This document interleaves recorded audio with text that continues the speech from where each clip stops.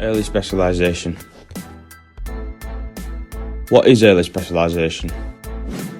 Well, Ferguson and Stern 2014 defined early sport specialisation as the intense year-round training in a specific sport with the exclusion of other sports at a young age. Also, Wiseman 2000 proposed that the early specialisation occurs when children limit participation to a single sport on a year-round basis with a deliberate focus on training and development in that sport.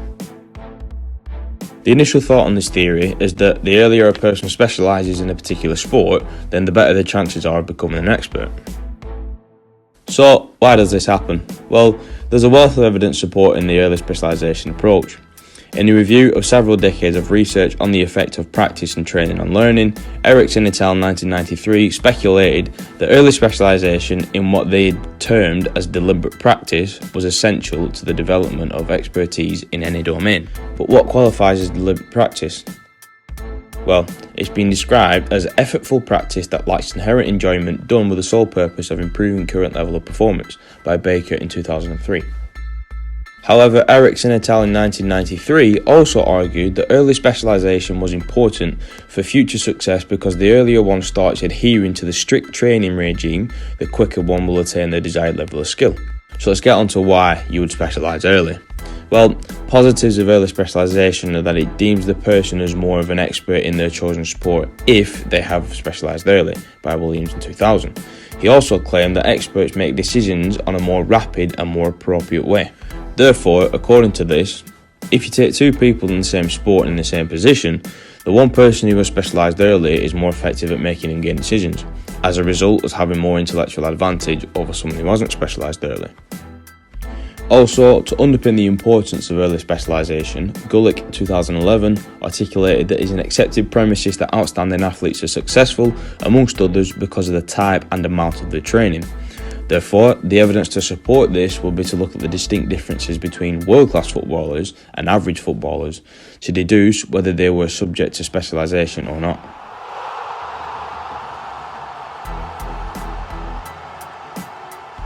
So, why not specialise early?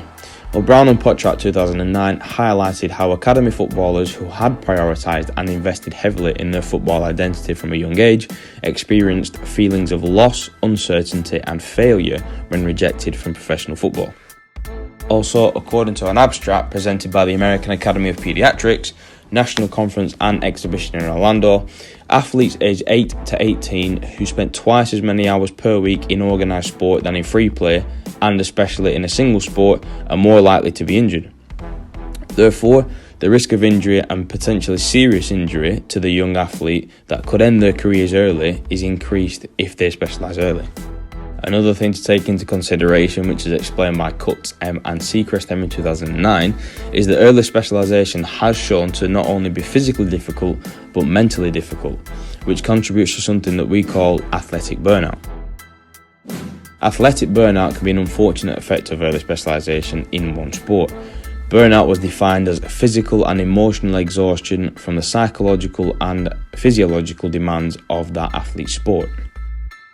Some final thoughts. What can we take from this? Well, we can critique the evidence behind early specialisation with real-world examples, because ERICSSON et al. Claimed that if the training did not begin early enough, late beginners would be unable to catch up to peers who had begun specialising in training early.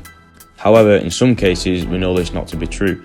Just take Jamie Vardy for example, a man who stunned the 2015-16 Premier League season by winning the Premier League with Leicester City, record-breaking 13 goals in 11 consecutive games, and was voted Premier League Player of the Season and WFA Footballer of the Year as he led Leicester City to Premier League glory. However, things weren't always as good. You see, Jamie Vardy loved football as a youngster but never took it seriously enough to dedicate all his time to it. Such as many of us, he used it as a way to have fun with friends. It was only at the age of 16 that he began to spend more time playing football after being released by Sheffield Wednesday for not being good enough, as Sportel.com puts it. He then decided to give up his dream of becoming a professional footballer. Some might claim that this was due to the fact that he didn't specialise in football early enough, therefore wasn't good enough to become an expert.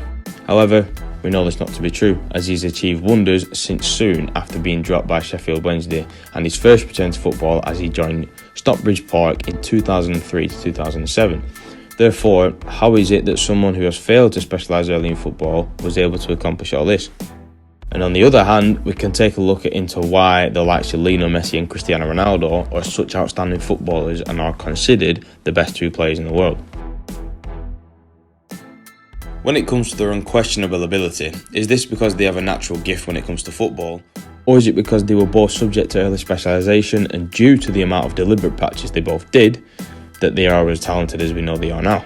Well, this is up to you to decide whether you stand on the side of talent is nature or nurture, which is what we're going to investigate in the next video. And also start to think about who early specialisation is really for. For example, is it for the coaches, the parents, or for the benefit of the athlete?